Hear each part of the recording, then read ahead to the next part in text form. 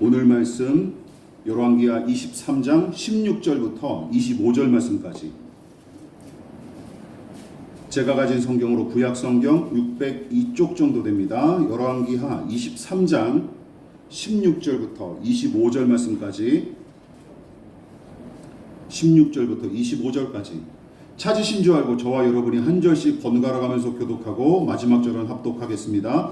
제가 먼저 봉독합니다. 요시야가 몸을 돌이켜 산에 있는 무덤들을 보고 보내어 그 무덤에서 해골을 가져다가 제단 위에서 불살라 그 제단을 더럽게 하니라.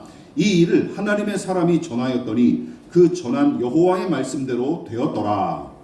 요시야가 이르되 내게 보이는 저것은 무슨 은석이냐 하니 성읍 사람들이 그에게 말하되 왕께서 베델의 제단에 대하여 행하신 이 일을 전하러 유다에서 왔던 하나님의 사람의 묘실이니라 하니라. 이르되 그대로 두고 그의 뼈를 옮기지 말라 하매 우리가 그의 뼈와 사마리아에서 온 선지자의 뼈는 그대로 두었더라. 전에 이스라엘 여러 왕이 사마리아 각 성읍에 지어서 여호와를 경외하게 한 산당을 요시야가 다 제거하되 베델에서 행한 모든 일대로 행하고, 또 거기 있는 산당의 제사장들을 다 제단 위에서 죽이고 사람의 해골을 제단 위에서 불사르고 예루살렘으로 돌아왔더라. 왕이 문 백성에게 명령하여 이르되 이 언약책에 기록된 대로 너희의 하나님 여호와를 위하여 유월절을 지키라 하매, 사사가 이스라엘을 다스리던 시대부터 이스라엘 여러 왕의 시대와 유다 여러 왕의 시대에 이렇게 유월절을 지킨 일이 없었더니, 요시야와 열흘 때에 예루살렘에서 여호와 앞에 이 유월절을 지켰다. 요시야가 또 유다 땅과 예루살렘에 보이는 신접한 자와 점장이와 드라빔과 우상과 모든 가증한 것을 다 제거하였으니 이는 대제사장 힐기야가 여호와의 성전에서 발견한 책에 기록된 율법의 말씀을 이루려 함이라. 다같이 요시야와 같이 마음을 다하여 뜻을 다하여 힘을 다하여 모세의 모든 율법을 따라 여호와께서 돌이킨 왕은 요시야 전에도 없었고 후에도 그와 같은 자가 없었더라. 아멘. 우리 다 같이 말씀의 제목을 읽어보도록 하겠습니다. 시작. 다시 심고 세우는 요시야의 개혁. 다시 심고 세우는 요시야의 개혁이라는 제목으로 하나님 말씀 전하도록 하겠습니다. 요시야가 20살의 나이로 우상과 미신을 척결하기 시작했던 그 이듬해 하나님께서 예레미야 선지자를 세우시고 요시야 왕을 도와 개혁의 뜻을 전하도록 조치하신 것 같은데, 요시야는 예레미야에게 계시하신 하나님의 말씀대로 개혁을 단행하기에 이릅니다. 물론 열왕기서에는 예레미야 선지자가 등장하지 않습니다.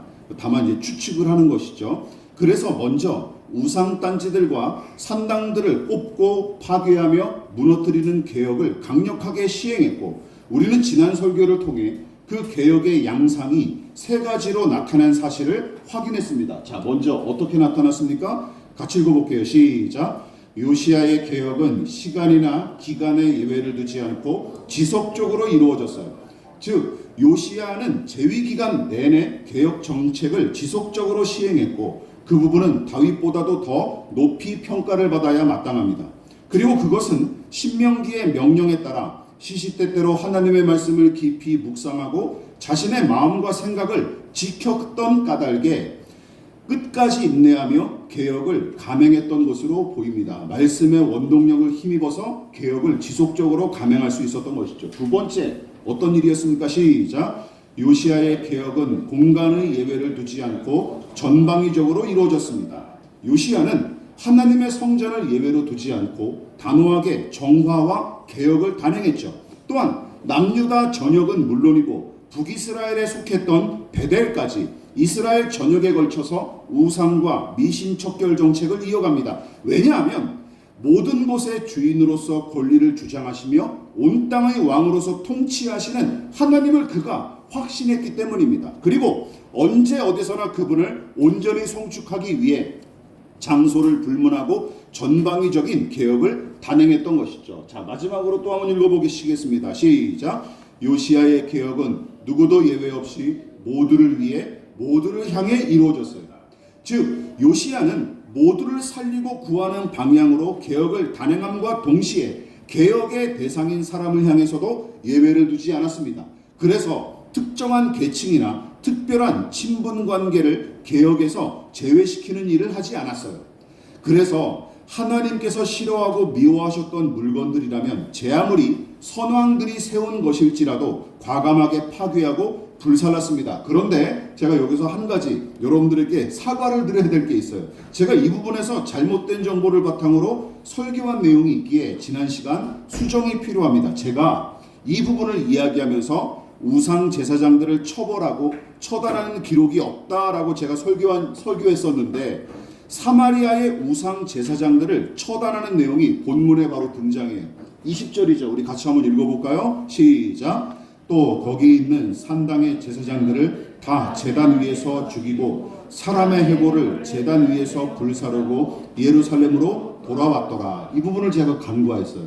그러니까 애매한 자들을 향해서는 활동 금지 등의 행정적 조치를 취했고 노골적으로 우상과 미신을 숭배하며 백성을 호도한 자들은 단호히 처단했던 것이죠. 문제는 제가 하나의 주제에 꽂혀서 이 내용을 간과한 게 잘못이니까 여러분들의 양해를 부탁을 드리고 지난 설교 동영상에도 제가 그거에 관한 고정 댓글을 달아놨어요. 수정하는 내용으로. 그래서 참고해 주시기 바랍니다. 그러니까 여러분들도 조심하셔야 되는 거예요. 저 같은 사람도 이러니 이게 하나에 꽂혀가지고 성경을 왜곡하고 잘못 해석하는 경우가 허다할 수 있으니 저와 여러분들이 이번 계기를 또 계기로 교훈을 삼을 수 있기를 바랍니다. 자, 아무튼 지난 설교가 불의하고 악한 것을 뽑고 무너뜨리며 파괴하는 개혁에 관한 내용이라면 자, 오늘은 그것과는 사뭇 다른 성격의 개혁을 감행한 요시야의 이야기로 은혜를 나누도록 하겠습니다. 자, 첫 번째 같이 한번 살펴보도록 하겠습니다. 시작.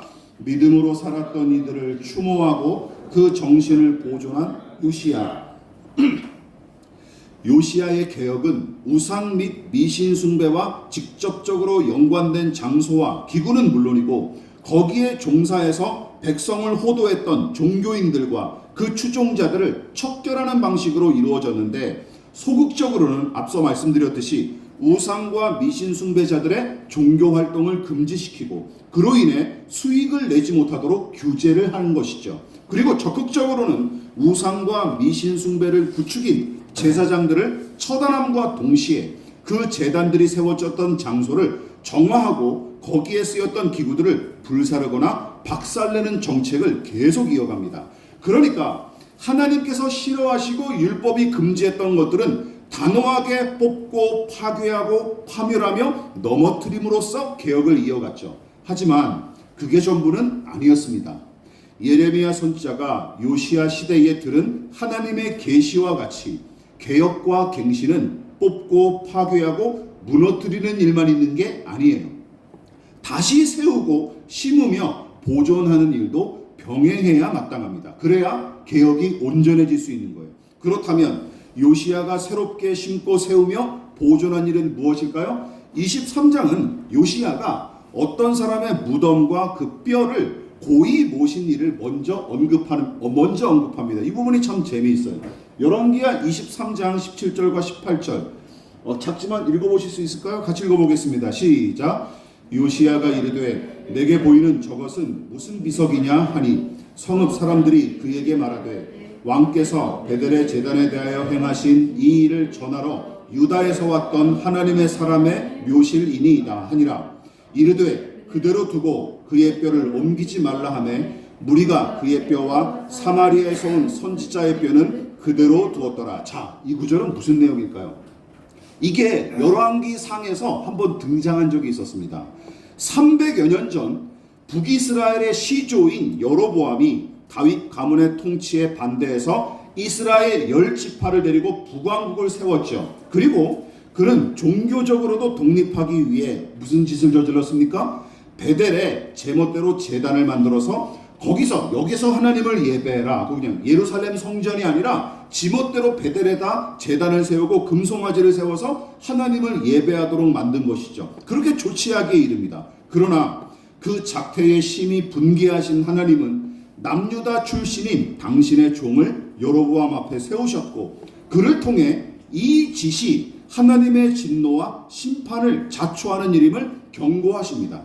또한 더불어 그 하나님의 사람은 여로보암의 마비된 팔을 고치는 등의 기적을 일으켰을 뿐만 아니라 왕의 회유와 매수를 단호히 거절하고 제 갈 길을 갈 만큼 충성스럽게 사명을 감당한 인물이었죠. 그런데 나중에 어떤 일이 벌어집니까? 베델에 살던 늙은 선지자의 인간적인 호의를 미처 뿌리치지 못했던 탓에 처참한 최후를 맞이하죠. 사자에게 물려 죽는 비극적인 최후를 맞이합니다. 그래서 오늘 이 기록에 유다에서 왔던 하나님의 사람과 그의 뼈는 누구를 가리키는 거예요? 여로보암 왕 앞에서 하나님의 심판을 전했던 그 유다의 하나님의 사람을 가리키는 것이고, 그리고 더불어 사마리아에서 온 선지자의 뼈는 누구를 가리키느냐? 바로 호의를 베풀다가 유다에서 온 하나님의 사람에게 호의를 베풀다가 오히려 사달을 일으켰던 그 늙은 선지자의 유고를 가리키는 것입니다. 이 두 사람의 유고를 가리키는 거예요. 열왕기상 13장을 보도록 하겠습니다. 여러분들은 눈으로 보십시오. 제가 읽어보겠습니다. 늙은 선지자가 하나님의 사람의 시체를 들어 나귀에 실어가지고 돌아와 장이 서급으로 들어가서 슬피 울며 장사하되 곧 그의 시체를 자기의 묘실에 두고 오호라 내 형제여 하며 그를 위하여 슬피 우니라. 그 사람을 장사한 후에 그가 그 아들들에게 말하여 이르되 내가 죽거든 하나님의 사람을 장사한 묘실에 나를 장사하되 내 뼈를 그의 뼈 곁에 두라. 바로 이 사람들의 무덤이에요. 이 두 사람. 그렇다면 자 여기서 의문, 이 배경은 그렇다 치더라도 요시야 왕은 무슨 이유로 300년 전에 죽은 하나님의 사람의 무덤과 그의 유골은 물론이고 그를 접대하려다가 사달을 일으켰던 분별력이 모자란 이 베델의 늙은 선자의 유골까지 고이 보존하게끔 조치했을까요? 왜? 물론 유다에서 온 하나님의 사람은 막판에 인간적인 호의를 거절하지 못해 사명을 다 마치지 못하고 사자에게 물려 죽는 비극을 경험했고, 또한 그를 그 지경에 이르도록 이끈 장본인인 다름 아닌 본문에서 언급한 베델의 늙은 선지자 아닙니까? 그래서 어떤 사람들은 유다에서 온 하나님의 사람은 막판에 불순종하여 처참하게 죽었고 이 베델의 분별 없는 선지자는 믿음이 그다지 크지 않을 뿐더러 분별력이 모자란 사람 아닌가 하며 이의를 제기할 수 있을 것입니다. 그러나 두 사람의 공통점은 분명해요. 잘 들어보십시오. 여러분, 그 시대가 어떤 시대입니까? 여로보암이 율법의 명령마저 노골적으로 무시하고 하나님을 대적했던 암울한 시대였어요. 그 시대에 그나마 두 사람은 나름대로 하나님을 의식하며 그 뜻에 따라 살기 위해 힘썼고 심지어 불신앙에 사로잡힌 왕의 심기를 거스르는 일도 마다하지 않은 인물들입니다. 이게 두 사람의 공통점이에요. 일부 모자라고 실패한 부분이 있지만 그거는 부정할 수 없는 사실인 것이죠. 여러분, 두 사람의 이 일이 쉬워 보이십니까? 요즘 한번 생각해 보십시오. 대통령과 정부가 역사와 관련된 국가기관의 요직에 소위 뉴라이트로 일컫는 신친일파들을 대거 임명했는데 여러분 보셨습니까? 동영상? 청문회 과정에서 1945년 8월 15일이 무슨 날이냐는 상식적인 질문에 뭐라고 얘기했어요? 아무 대답을 안 해요. 이 새끼들이. 예? 이런 놈들이 지금 국가요직을 차지하고 있다니까요. 게다가 역사 관련된 독립기념관 관장한테 물어봤는데 그 대답도 못해요. 이 자식이. 일제 침략과 그 무단 통치를 노골적으로 옹호하는 자들이 공직을 차지하는 사태가 제가 살아생전에 눈앞에 나타난 게 저는 신기할 따름입니다. 전두환이나 박정희 때도 이러진 않았어요. 여러분, 왜 이런 일이 일어났습니까? 저는 두 가지로 봅니다. 사이비 역사관에 잠식된 자들이 대통령의 신념에 딱 들어맞는 작자들이고, 더불어 저들도 용산 총독부에 어필해서 한자리 차지하려는 목적이 다분하기 때문입니다. 그래서 요즘 청문회 보시면서 그거 보세요. 아무리 가방끈이 길고 머리에 든 게 많아도 저렇게 사람이 욕심에 사로잡히면 짐승이 되는구나, 모자란 인간이 되는구나 보십시오. 네? 철저히 보십시오. 저 사람들이 우리보다 덜 배웠겠습니까? 덜 가졌겠습니까? 더 많이 배우고 훨씬 많이 소유한 사람들이거든요. 그런데도 더 더 자리를 차지하고 욕심을 부리니까 또라이가 되는 거예요. 이처럼 대통령 앞에 알아서 기는 요즘 공직자들과 언론들을 보십시오. 그러므로 이것을 우리가 교훈 삼아야 됩니다. 절대 권력을 휘두르며 전행을 일삼았던 여로보암의 통치기에 그의 정책 기조에 반하는 말을 내뱉고 주체적으로 활동하는 하나님의 사람과 베델의 늙은 선지자는 비록 연약하고 부족한 면이 있을지언정 결코 쉽지 않은 믿음의 길을 걸어간 사람들인 것은 틀림없는 사실입니다. 그리고 요시야는 바로 그 점을 높이 사서 두 사람의 무덤과 유골을 보존하도록 조치한 게 틀림없어요. 자칫 역사에서 사라질 뻔했던 신실한 믿음의 사람들을 여러분 보십시오. 이 개혁의 과정에서 오늘날의 주인공으로 끄집어낸 것은 칭찬받아 마땅합니다. 믿으십니까? 이건 정말 칭찬하고 박수 쳐야 될 일입니다. 또한 주목하고 염두에 둘 것이 있습니다. 요시야는 베델에 세워진 우상단지와 그 제단들을 가차없이 헐어버리고 또한 아예 불태워서 가루를 빻아 만들 정도로 강력하게 척결 정책을 시행하는 중이었지만 기억하십시오. 그렇다고 막무가내로 모든 것을 다 때려 부수고 불사른 것은 아니었습니다. 자, 이 부분은 공동 번역을 보면 좀 더 명확해집니다. 자, 좀 길지만 우리 함께 읽어볼까요? 중략을 빼놓고 시작. 요시야는 산 위에 공동묘지가 있는 것을 보고 사람을 보내어 무덤 속에서 해골을 꺼내어 제단 위에 불살라 그 제단을 부정하게 하였다. 거기에는 그 하나님의 사람이 묻힌 무덤이 있었는데 요시야는 그 무덤을 보고 저기 보이는 저 비석이 무엇이냐고 물었다. 마을 사람들은 이렇게 대답했다. 유다에서 온 하나님의 사람의 무덤입니다. 자, 요시야는 산 위에 자리 잡은 우상 숭배자들의 공동 묘지를 파헤친 뒤에 그들의 유골을 꺼내서 우리나라 말로 뭐예요? 부관참시라 그러죠. 역적, 아주 큰 죄를 지은 사람이 죽었어도 다시 그 시신을 꺼내서 막 능욕을 하는 것이죠. 그걸 부관참시라고 하는데 그들을 부관참시할 만큼 단호하게 개혁을 진행했지만 그곳에 묻혀 있다는 이유만으로 무덤과 유골, 모든 무덤과 유골을 마구 훼손시키는 짓 따위 하지 않았습니다. 이것을 주목하십시오. 다시 말해 어떻게 한 거예요? 뿌리 뽑아야 할 것과 보존해야 할 것을 철저하면서도 신중하게 판단해서 개혁을 단행한 것입니다. 여러분, 이 구절이 그 사실을 아주 분명하게 방증하는 것이죠. 그러니까 목욕물을 버리다가 아기까지 버리는 잘못을 저지르기 십상인 것이 개혁이나 혁명 아닙니까? 그러나 요시야는 불의하고 악한 것은 단호히 처단함과 동시에 선하고 의로운 것은 지키고 세우기 위해 힘쓰므로써 그 오류를 극복하고 맙니다. 믿음으로 사는 사람이 인정받고 그 삶의 가치가 칭송받는 시대, 요시야의 시대가 그러했습니다. 믿으십니까? 믿음으로 산 사람들이 각광을 받는 시대, 이게 얼마나 좋은 시대입니까? 그러나 이런 적이 이스라엘 역사를 통틀어 거의 없었다는 게 비극이죠. 오늘날도 마찬가지입니다. 그뿐만이 아닙니다.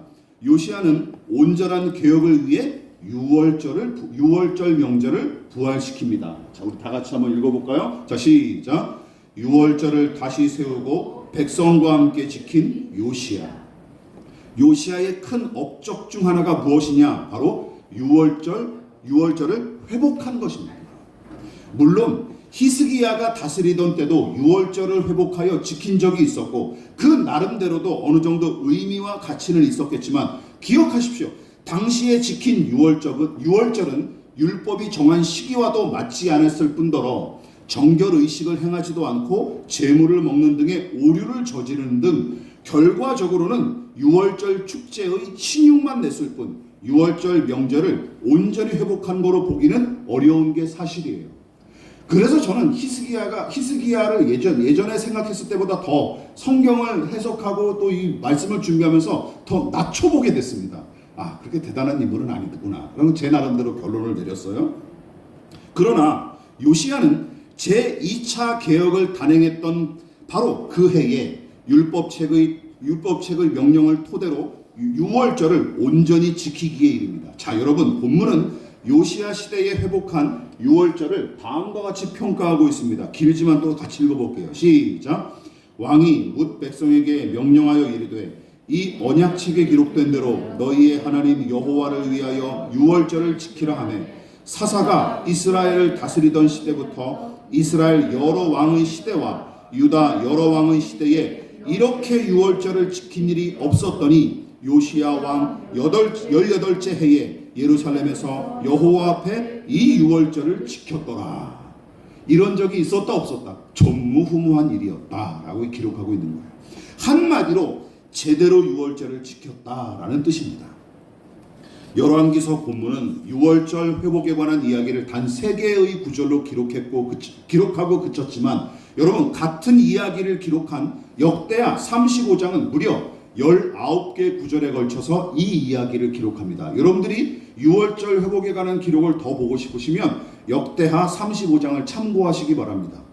무엇보다 역대하의 기록은 오늘 본문에서 언급한 바와 같이 언약책, 즉 율법책에 기록된 대로 정해진 기간과 절차에 따라서 온 백성과 더불어 유월절을 온전히 지키는 과정을 매우 상세하게 기록했습니다. 자, 그렇다면 요시야가 유월절을 지키도록 명령한 까닭은 무엇일까요? 이게 중요하죠.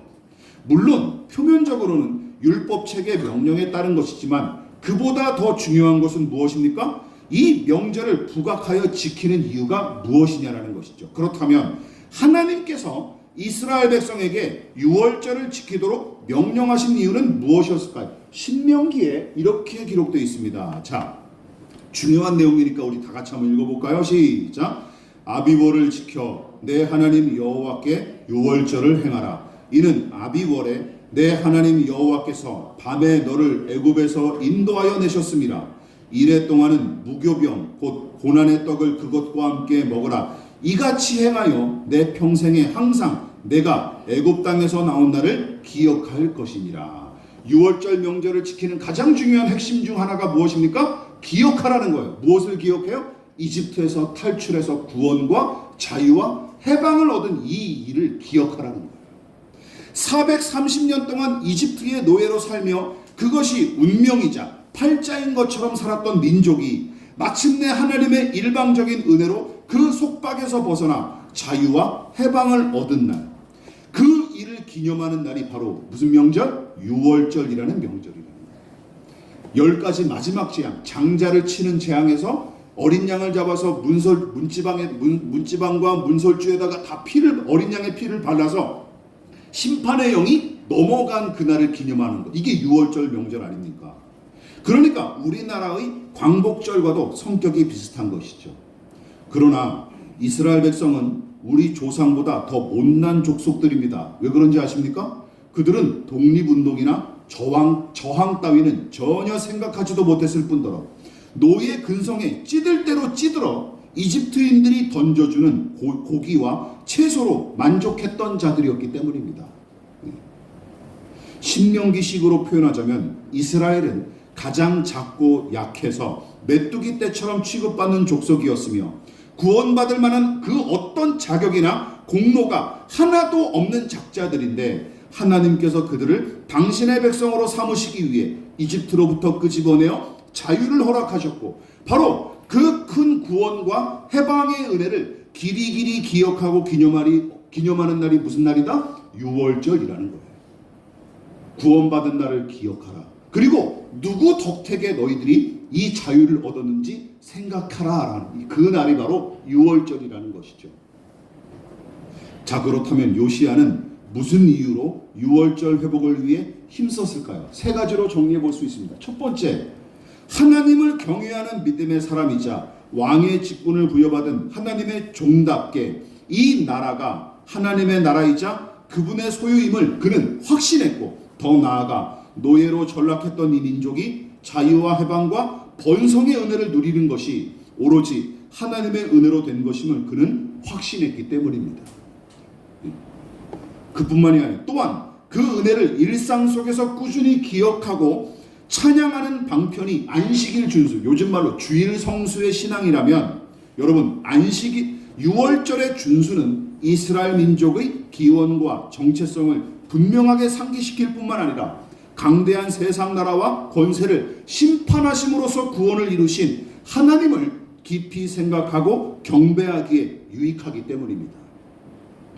마지막으로 무엇보다 유월절을 지켜라 하고 하나님께서 친히 명령하셨기에 요시야는 자신의 본분과 책임에 걸맞게 힘써 순종하여 유월절을 부활시킨 것입니다. 그렇다면 반대의 경우를 한번 생각해 보십시오. 그동안 남유다의 여러 왕들과 백성이 유월절을 까맣게 잊고 지키지 않은 까닭은 무엇일까요? 이 세 가지에서 다 거꾸로 하면 되는 것이죠. 간단합니다.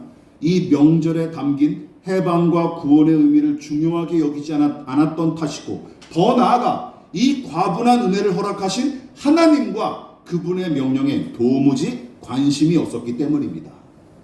결국은 남유다의 역사도 불신앙과 불순종의 분위기가 팽배했고, 정작 왕과 백성이 다 함께 믿음으로 정진하면서 하나님 나라답게 가꾸었던 시대는 여러분 너무나 짧게 지나가거나 그 횟수가 매우 적었던 게 틀림없습니다. 이것이 또한 남유다의 역사이기도 했어요.